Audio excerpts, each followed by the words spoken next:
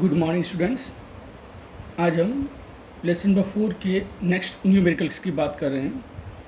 Numerical number 15, जिसमें हमें कहा गया कि एक हॉल है, एक कमरा कह सकते हैं आप, जिसमें उस हॉल की या कमरे की जो हाइट है वो 25 मीटर है।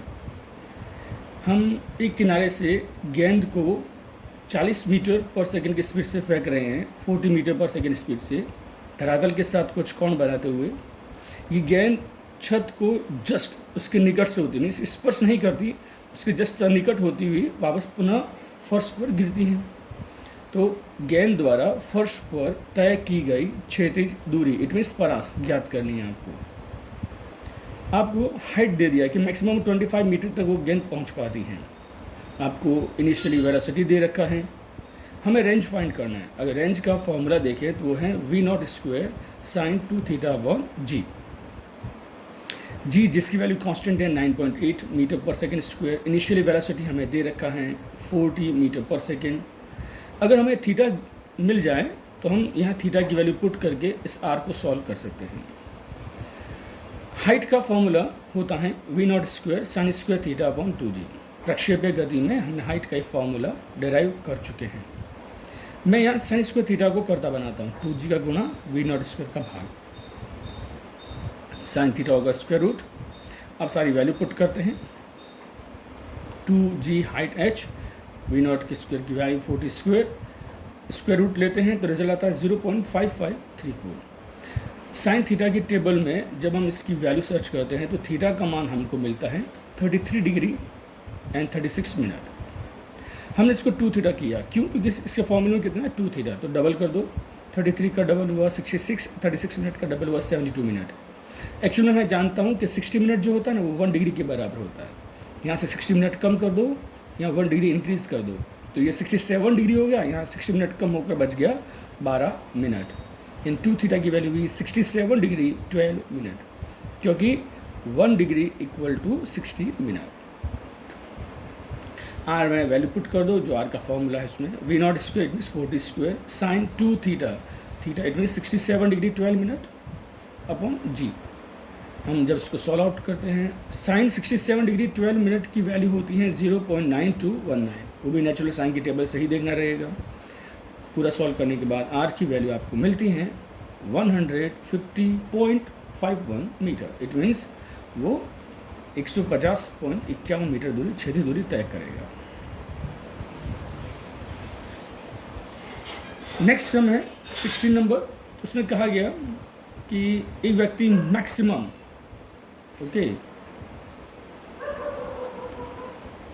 रेंज जो है वो 100 मीटर दूरी तक गेंद फेंक सकता है। तो मैक्सिमम हाइट कितनी हो सकती है? मैक्सिमम रेंज का फॉर्मूला होता है v0 स्क्वायर अपॉन जी। v0 स्क्वायर अपॉन जी जो 100 मीटर। मैक्सिमम हाइट का फॉर्मूला होता है v0 स्क्वायर अपॉन 2g। तो v स्क्वायर अपॉन जी जिसकी वैल्यू कितनी 100 बाई 2, इट मीन्स 50 मीटर। ये हमारा रिजल्ट आ गया। यानी कनेक्शन है h max equal to r max by 2। Maximum height जो होती है ना, मैक्सिमम रेंज का आधा होता है। लेकिन मैक्सिमम हाइट या मैक्सिमम रेंज का ये फॉर्मूला कैसे हम डिराइव किए उसको थोड़ा समझाते हैं। ये हमारा r का फॉर्मूला है v0 square sine 2 theta upon G. अगर मुझे r मैक्सिमम चाहिए, यदि कोई भी व्यक्ति पूरा एफर्ट लगाता अपना है ना, तो उसका महत्तम वेलोसिटी और जी उसका फिक्स हो जाएगा। उससे ज़्यादा एफर्ट अप्लाई नहीं कर सकता वो, यानी उतने उससे ज़्यादा जोर से गेंद को नहीं फेंक सकता वो। तो क्या कर सकता है वो? एंगल चेंज कर सकता है, कम ज़्यादा। तो अगर मुझे आर मैक्सिमम चाहिए ना तो साइन 2 थीटा को 1 होना होगा। तो 2 थीटा के स्थान पर क्या आना चाहिए? 90, क्योंकि साइन 90 1 होता है ना डियर। तो 2 थीटा इक्वल टू क्या होना चाहिए? 90। तो थीटा कितना हुआ? 45। यानी अगर मैं 45 एंगल से गेंद को फेंक रहा हूँ 45 एंगल से, तो मैक्सिमम रेंज डिस्टेंस वो ट्रेवल करेगा। सिमिलर हाइट का फॉर्मूला क्या हमारा? v0 square sine 2 theta upon 2g। Height maximum चाहिए, देखो, तो साइन स्क्वायर थीटा को 1 होना होगा। क्यों? क्योंकि v0 और g दोनों कांस्टेंट है डियर। साइन स्क्वायर थीटा 1, इसका मतलब यहाँ साइन थीटा कितना 1, वर्गमूल ले लो दोनों तरफ। यहाँ क्या थीटा के स्थान पे क्या लिखा होना चाहिए? 90, क्योंकि साइन 90 ही तो 1 होता है माय डियर। इस प्रकार से अगर मैक्सिमम हाइट चाहिए, ऊपर की तरफ गेंद फेंकनी है, तो धरातल से उसका एंगल कितना 90 होना चाहिए। अगर मैक्सिमम क्षैतिज दूरी तय करवानी है, परास तय ज़्यादा करनी है, तो थीटा का मान कितना होना चाहिए? 45। तो एक चीज़ और भी है डियर, अगर मुझे दो अलग अलग कोणों पे फेंकना है, दो अलग अलग कोणों पर, और रेंज समान चाहिए। दो अलग अलग कोणों पर फेंकने पर भी रेंज समान मिले, उसके लिए एंगल क्या किया, एक थीटा, दूसरा 90 माइनस थीटा होना चाहिए। यानी एक वस्तु को मैंने थीटा एंगल से फेंका, एक वस्तु को मैंने 90 माइनस थीटा एंगल से फेंका, तो भी दोनों के लिए आर का मान समान मिलेगा। तो याद रखना, थीटा और 90 माइनस थीटा, इन दोनों कोणों के लिए आर समान होता है। जैसे फॉर एग्जांपल ए एंगल 30 है, एक 30 डिग्री से फेंक रहा हूँ, तो दूसरा होगा 90 माइनस 30 इट मीन 60। आप 30 डिग्री से फेंको कि 60 डिग्री से फेंको, आपको रेंज समान मिलेगी। ये एक एमसीक्यू में क्वेश्चन कई बार पूछा जाता है। नेक्स्ट क्वेश्चन है हमारा 17। ओके, उसमें दिया है हमें कि एक थ्रेड है, रस्सी है, जिसकी लंबाई कितनी 80 सेंटीमीटर अर्थात 0.8 मीटर। उसके एक सिरे पर छोटा सा पत्थर बांधकर उसे क्षैतिज समतल में से घुमाया जाता है। ऐसे इस प्रकार से हम घुमाते हैं उसको, और वह पत्थर 14 चक्कर एंड 14 चक्कर को कंप्लीट करने में टाइम लेता है 25 सेकेंड। तो हमने क्या किया, आवर्तकाल ज्ञात किया। अगर 14 चक्कर पूरा करने में 25 सेकेंड लेता हो, तो एक चक्कर पूरा करने में समय कितना, तो 25/14 इट मीन्स ई इसका आवर्तकाल आपको टी मिल जाएगा। ओके, हमसे क्या पूछा, केंद्र की तरफ जो त्वरण है, केंद्रगामी त्वरण, उसका वैल्यू बता दो कितना होना चाहिए, यानी ए फाइंड करना आपको। ए को फाइंड करने के आपके पास दो ऑप्शन है, एक तो v²/r है, इस सूत्र की सहायता से जा सकते हैं, एक ω²r है। तो हम यहाँ ω²r वाला फॉर्मूला अप्लाई करेंगे डियर। जो लंबाई थी थ्रेड की 80 सेंटीमीटर, उसको मैंने मीटर में कन्वर्ट कर रखा है 0.8 मीटर। ठीक है, हम ओमेगा फाइंड करते हैं टी के बेस पर।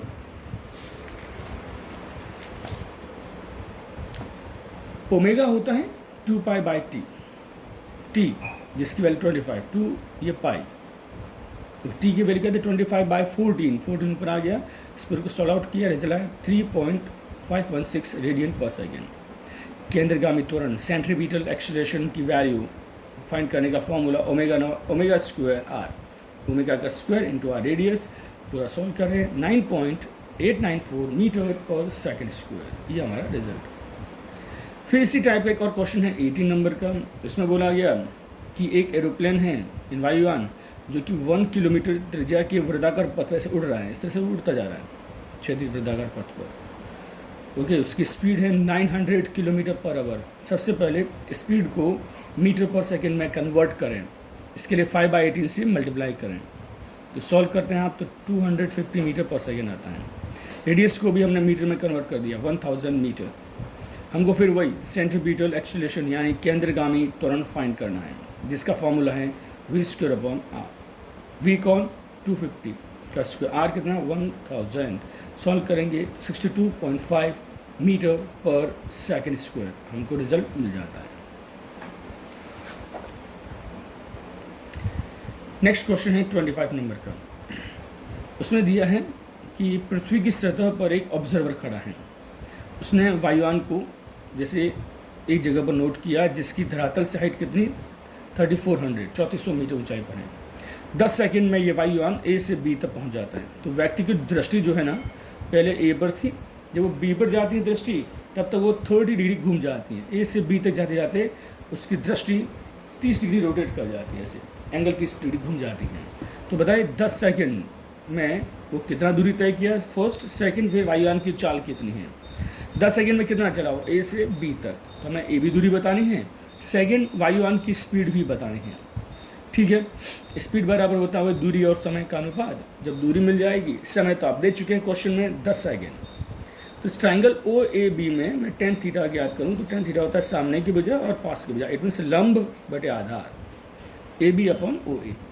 तो हमने tan थीटा फाइंड किया ए बी अपॉन ओ ए।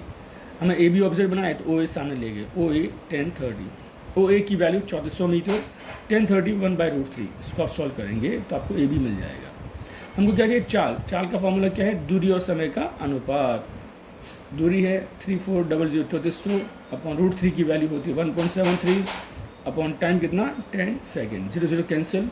340 में 1.73 का डिवाइड करोगे तो 182.2 मीटर पर सेकेंड स्पीड से वायुयान गति कर रहा है।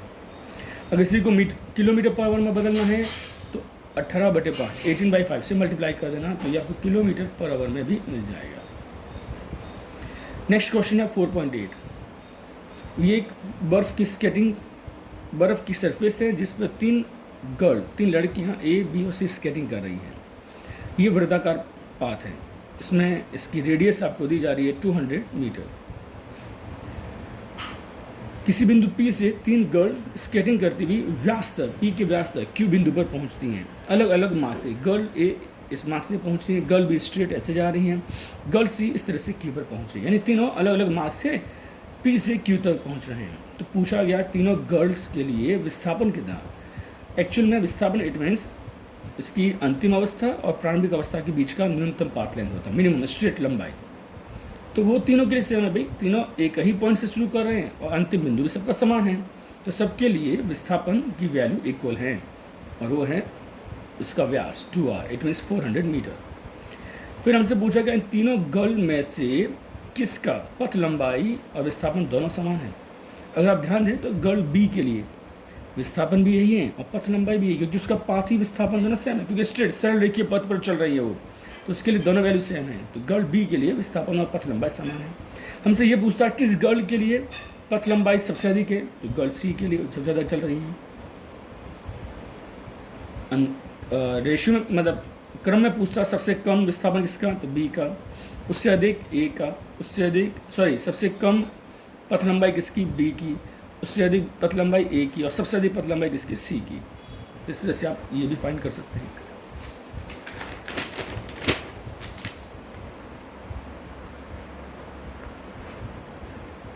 फिर एक क्वेश्चन है कि एक गार्डन में ये वृत्ताकार पथ है, गार्डन का वृत्ताकार पथ की जो त्रिज्या है 1 किलोमीटर, इट मीन्स 100 मीटर कह सकते हैं आप। एक व्यक्ति साइकिल से पहले O से P जाता है, फिर P से Q होता है, वापस Q से O तक आता है। ओके, तो हमसे पूछा गया विस्थापन और पथ लंबाई, औसत चाल, औसत वेग सब फाइंड करें।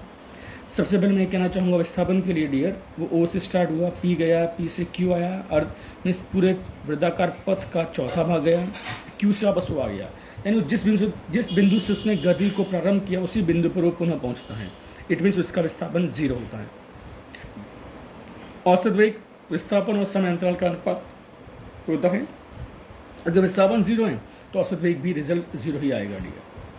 फिर बात आई पथ लंबाई की, वो O से P गया, P से Q गया, Q से O आया।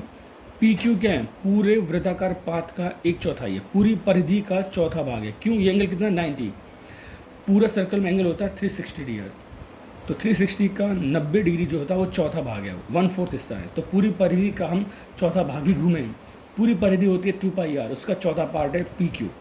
तो टोटल वो चला कितना, O से P गया, फिर चाप PQ गया, फिर Q से O आया, तो 1 किलोमीटर 2πr/4, फिर 1 किलोमीटर।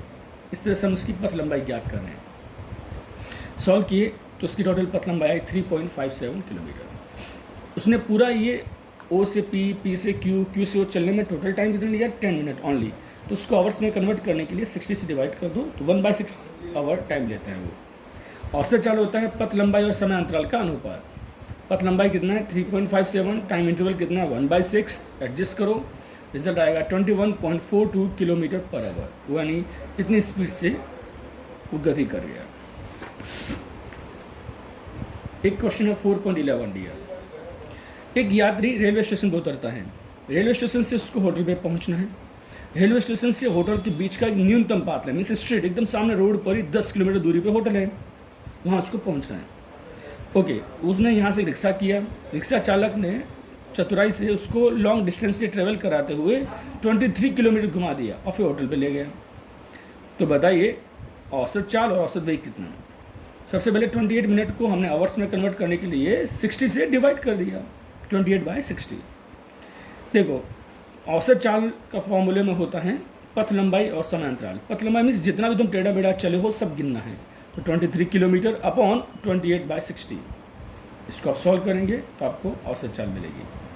औसत वेग का मतलब होता है न्यूनतम पाथ लेंथ, मीन्स स्ट्रेट दूरी, विस्थापन कितना 10 किलोमीटर, 10 अपॉन टाइम कितना 28/60। इसको सॉल्व करो तो यहाँ से आपको औसत वेग की वैल्यू मिलेगी। ओके डियर, ये कुछ सम है, इसकी प्रैक्टिस करें आप लोग। फिर इसमें यदि कोई डाउट होगा तो नेक्स्ट टाइम हम जब वापस मिलेंगे तो उसमें हम इसके बारे में डिस्कस कर सकते हैं, आप कमेंट में भी लिख सकते हैं। ओके।